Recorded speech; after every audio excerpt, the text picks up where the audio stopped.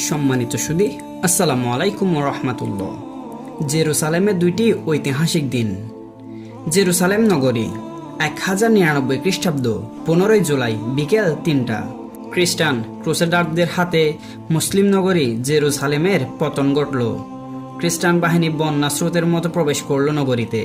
খ্রিস্টান অধিনায়ক গ্রটফের নির্দেশে নরবলির মাধ্যমে বিজয় উৎসবের ব্যবস্থা করা হলো। নারী, শিশু, বৃদ্ধ নির্বিশেষে সকল মুসলিম ও ইহুদি নাগরিকদের নিধনযোগ্য চলল 3 দিন ধরে। বিভৎস সে দৃশ্য। কারো মাথা ছিঁড়ে ফেলা হলো, কারো হাত পা কাটা হলো, কাকেও তীর বৃষ্ট করে মারা হলো, কাউকে মারা হলো পরিয়ে। অনেক মুসলমান গিয়ে আশ্রয় নিয়েছিল উমার মসজিদে। মসজিদের ভেতরেই তাদেরকে হত্যা করা হলো। 300 মুসলিম নারী, শিশু, বৃদ্ধ, যুবক গিয়ে আশ্রয় নিয়েছিল আল আকসার মসজিদের ছাদে। তাদেরকেও রেহাই দেয়া হলো না। হত্যা করা হলো প্রত্যেককে। রাজপথ দিয়ে রক্তের স্রোত বয়ে গেল।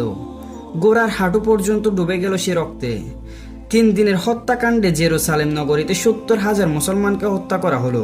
1187 খ্রিস্টাব্দ 2 অক্টোবর 88 বছর পর মুসলিম বাহিনী গাজী সালাউদ্দিনের নেতৃত্বে বিজয়ী বেশে জেরুসালেম নগরীতে প্রবেশ করল।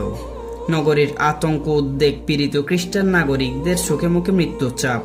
কিন্তু শান্ত সুশৃঙ্খলভাবে মুসলিম বাহিনী নগরে প্রবেশ করলো। সকলের আগে চলছেন গাজী সালাউদ্দিন। মুক্তার প্রশান্ত, চোখে কোনো উত্তাপ নেই। 88 বছর আগে যারা জেরুসালেমকে কসাইখানায় পরিণত করেছিল, তাদের বিরুদ্ধে কোনো ঘৃণাও তার চোখে মুখে পরিলক্ষিত হচ্ছে না। বিজয়ের পর ক্রুসেডারদের মুক্তি দেওয়ার ব্যাপারে গাজী সালাউদ্দিন অপরিসীম উদারতার পরিচয় দিলেন।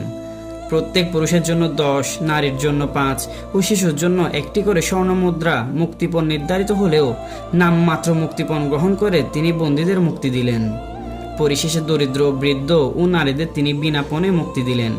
সহায় সম্বলহীন নারীদের তিনি প্রচুর পরিমাণে অর্থ দানও করলেন।